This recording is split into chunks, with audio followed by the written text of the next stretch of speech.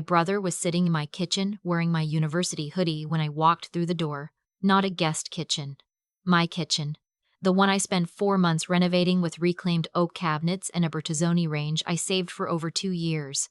He was sitting at my island, drinking my coffee, scrolling his phone, completely unbothered. My mother was on the couch with her shoes off, feet up on my coffee table, watching HGTV like she lived there. I had been in Winnipeg for a work trip. 3 days. I texted both of them to water my plant. I stood in the doorway of my own condo with my rolling suitcase still in my hand, and I couldn't even form a sentence. My mother looked up and said, "Oh good, you're back. We need to talk about the situation." I did not know what the situation was. I was about to find out it was me. I'm 31 years old. I work in procurement for a mid-sized logistics company based in Toronto.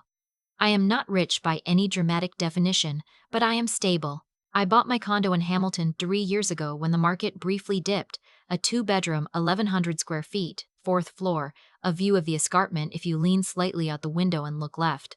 I paid $487,000. I put down $120,000 that I had saved entirely on my own over 6 years, eating a lot of rice and lentils and declining a lot of invitations. My brother is 26. His name is Wesley. He has been, in the order of things he's tried, a personal trainer, a drop-shipping entrepreneur, a real estate investor, a music producer, and most recently, a life coach. He has never held a job for longer than 8 months. My parents have been covering his rent in a basement apartment in Mississauga for 3 years, and they don't think that's notable. What is notable, apparently, is that I have a second bedroom I'm not using. My mother said, Wesley's landlord sold the building. He has 60 days. I said, okay. She said, we thought he could stay with you for a little while, just until he gets back on his feet. I said, Mom, I use that room as an office. I work from home 3 days a week. She said, you can work from the couch. I want to be very clear about something. I didn't say no dramatically. I didn't yell. I said calmly that I needed to think about it and that it wasn't a good time and that I was tired from traveling and could we please talk about this tomorrow? That was the version of me still trying to manage everyone's feelings. Wesley didn't look up from his phone the entire conversation. He just said, I already put some stuff in the closet. Hope that's okay. There was no question mark at the end of that sentence. I went to bed that night in my own bedroom with my stomach in a knot and told myself I would deal with it in the morning. My parents went home. Wesley stayed on my couch because, my mother said, it's too late to drive him back. That was 9 months ago. What happened between that night and the day I stood in front of a property law paralegal in downtown Hamilton, telling her the whole story is something I am still processing. Wesley never left. He didn't leave after week 1. He didn't leave after I had the conversation with him, calmly, about timelines.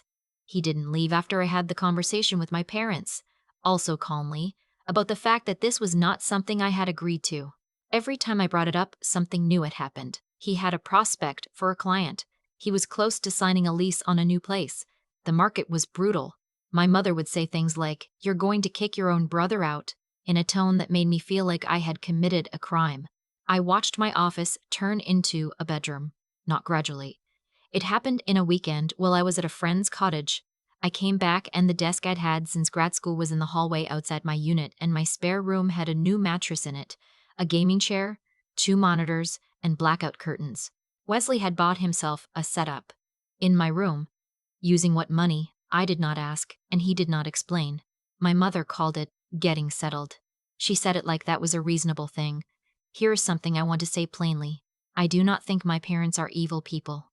I think they built a family dynamic where I was the one who figured things out and Wesley was the one things were figured out for, and at some point that became invisible to them, just the natural order of things. I got a scholarship.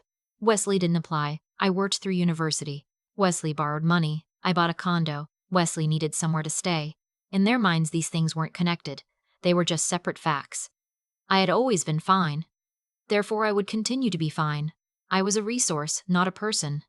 That is the frame I want you to hold on to while I tell you the rest of this. 4 months in, I stopped asking Wesley about his timeline. Not because I gave up. Because I started paying attention differently. I started keeping notes. I started keeping records. I don't know what instinct kicked in exactly, but something in me understood that asking politely was never going to work and that the only thing that was going to matter eventually was documentation. I wrote down dates. I wrote down conversations. I took photos of things that appeared in my space, his equipment, his food taking over my fridge, his mail that started arriving at my address.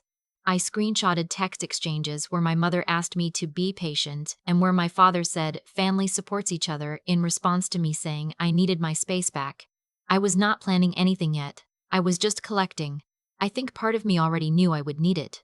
The actual breaking point was not dramatic. It was a Wednesday evening in November. I got home from a long day, one of those days where you're just depleted, nothing catastrophically wrong, just ground down, and I wanted to make dinner and decompress. Wesley had 3 people over. I didn't know them. They were loud. One of them had taken my good cast iron pan off the rack and used it for something that left a residue I still haven't fully identified. My good olive oil was gone. There was a controller on my couch and no room to sit down. I asked, politely, if they could wrap things up. Wesley said, "This is basically my place too at this point." One of his friends laughed. I went to my bedroom, closed the door, and sat on the edge of my bed for a long time. And then I called a tenant rights information line because I didn't actually know, I genuinely did not know what my legal situation was. What rights did he have? What rights did he have? What had I accidentally done by letting this go on for 4 months? The answer was more complicated than I wanted it to be, because he had been living there for over 90 days, receiving mail at my address, and I had not charged him rent or issued any kind of formal notice. There was an argument to be made that Wesley had established residency, not ownership, but residency.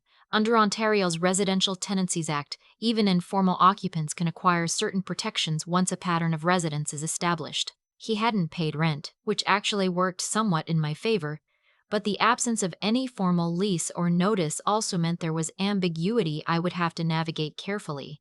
I called a paralegal the next morning. Her name was Grace.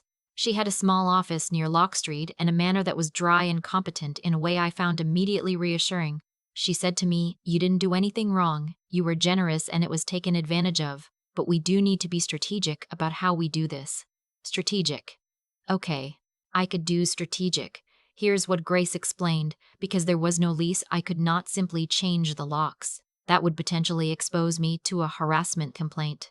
What I needed to do was issue a formal notice, specifically an N12 form under the RTA, which is the form used for owner's own use, establishing clearly and in writing that I needed the unit back for personal reasons. This would give him a formal end date.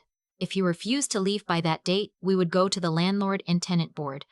It would take longer than I wanted, but it would be airtight. I asked Grace, what if my parents get involved? She looked at me. In what sense? They've been talking about how he has rights. My mother mentioned something about consulting a legal aid clinic. Grace said, "Your name is on title. That's what matters. We'll document everything." I didn't tell Wesley. I didn't tell my parents. I kept going to work, kept coming home, kept being civil. I started sleeping with my door locked because things had a way of disappearing from my space and I was not interested in an argument about my good headphones. I served the N12 formally in early December. I paid a process server to do it properly because I did not trust the alternative. Wesley called me 20 minutes after receiving it and said, "What the hell is this?" I said, "It's formal notice. You have 60 days. He said, "You can't do this. Mom is going to lose her mind." I said, "I know, I'm sorry this is what it came to." He hung up. My mother called 4 minutes later. The conversation was not short. She said things that I'm not going to repeat in full because I've spent a lot of energy deciding not to carry them around anymore. But the summary is, I was cold. I was selfish. I had forgotten where I came from. I was choosing a piece of property over my family. Did the condo mean more to me than my brother? I said, "I need my home back." She said, "You have 2 bedrooms." I said, "I need my home back." She stopped speaking to me for 3 weeks. Wesley did not move out by the 60-day deadline. I had genuinely hoped he would. I thought maybe the formal notice would make it real in a way that 4 months of conversations hadn't. I was wrong. The deadline came and went, and he was still there, and I had to file with the landlord and tenant board, and Grace filed the application, and we waited. While we waited, my father entered the picture. My father is not a confrontational person by nature. He's the kind of man who avoids direct conflict and usually just quietly takes whatever position my mother has already staked out. But he came to my door alone, which was unusual, on a Sunday afternoon and asked if we could talk. I let him in. We sat at my kitchen table. He looked uncomfortable. He said, "Your mother and I have been talking. We want to help Wesley get a place. We're going to give him some money, but it's going to take a bit of time to pull together." I said, "How much time?" He said, 2, 3 months. I said, "Dad, the 60-day notice already passed. We're at the LTB stage now." He said, "Can't you withdraw the application?" "Just give us a bit more time." I said, "If I withdraw and then he still doesn't leave, I have to start the whole process over." My father looked at his hands. He said, "We didn't raise you to be like this. I want to tell you what that sentence did to me, because it didn't make me feel ashamed the way I think he intended. It made something very quiet and very certain settle into place. Because what I heard was, we raised you to accommodate this, and you're choosing not to, and that feels like a betrayal of the person we needed you to be." I said, "I know, Dad, I love you. I'll see you on the other side of this." He left without saying goodbye. The LTB hearing was scheduled for late February. The week before the hearing, something happened that I hadn't anticipated. My mother filed a motion through the legal aid clinic she had mentioned, arguing that the N12 had procedural errors and should be dismissed. The argument was thin. Grace looked it over and said, "This isn't going to work, but it will delay things by a few weeks." It was a move designed purely to buy time, to wear me out. I was not worn out. I was meticulous. I had the documentation. I had the dates. I had the text messages where my parents encouraged Wesley to hold on and told him I didn't really mean it. I had the photo of the mail at my address. I had a letter from my building management confirming that I was the sole registered resident. I had proof that no rent had ever been exchanged, which meant the claim that he had an established tenancy was weaker than it would otherwise have been. Grace argued our case clearly and without drama. The adjudicator was a small, efficient woman who asked sharp questions and wrote things down carefully. When the procedural challenge from my mother's motion was addressed, it took about 8 minutes to be dismissed. It had no merit. The hearing itself took less than an hour. The adjudicator issued a decision. Wesley was required to vacate within 14 days of the written order being issued. I sat in the parking lot of the LTB office afterwards and cried, not sadly, just from the release of it. 9 months is a long time to hold tension in your body. Wesley moved out 12 days later. He did not say goodbye. He took the gaming setup, the blackout curtains, and somehow also my Vitamix, which I discovered after he left. That became a small claims matter that I decided I did not have the energy for. Let him have it. My parents did not speak to me for 2 months after the order was issued. My mother, I heard through an aunt, told people that I had taken legal action against my own brother, as though I had initiated something unprovoked. She left out the 9 months. She left out the missing desk. She left out every conversation. Here's what happened in those 2 months. I reclaimed my office. I put the desk back. I had kept it in my storage locker in the parking garage, which was the one thing I'd had the foresight to do. I repainted the room because the walls had acquired a particular quality I don't want to describe in detail. I replaced the Bertazzoni hood vent that had been damaged. I bought new bedding for the spare room with the specific intention that it would be a guest room for people I actually invited. I started sleeping better. I cannot adequately explain how much it matters to feel safe in your own home until you have spent months not feeling that way. My mother reached out first. It was a text that said, "I hope you're well." Understated for her. I think it was the version of reaching out that let her maintain that she hadn't really reached out. I responded, "I'm well, thank you." That was it for a week. Eventually we had a phone call. It was not a full reckoning. I don't think my mother is capable of a full reckoning, and I have made some peace with that. But she said, "I understand now that we put too much on you," which is not an apology but is something. I'm still deciding what to do with it.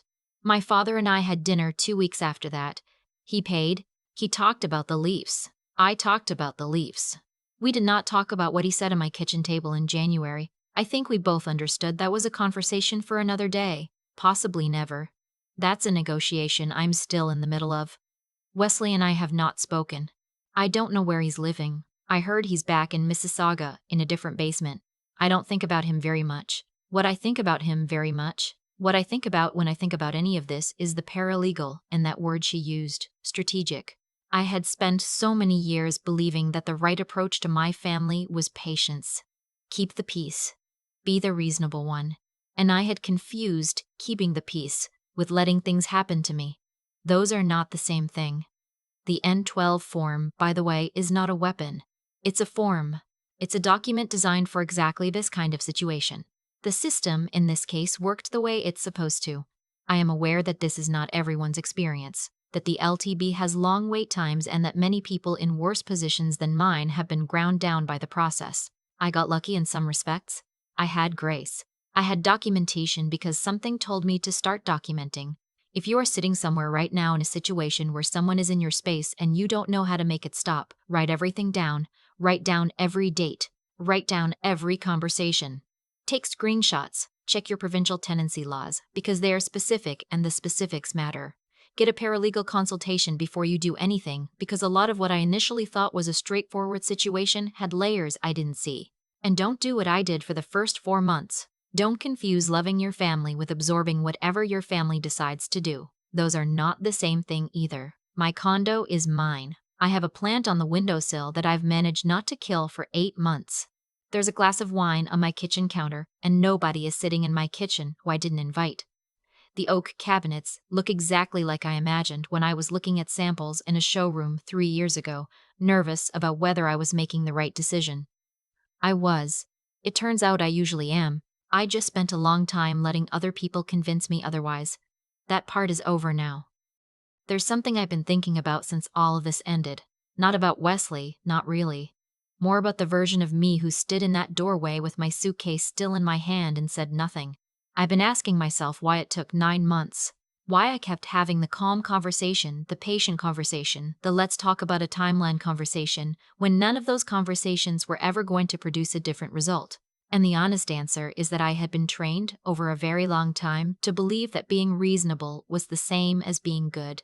That if I just kept my voice level and my demands minimal and my needs quietly managed, things would eventually sort themselves out.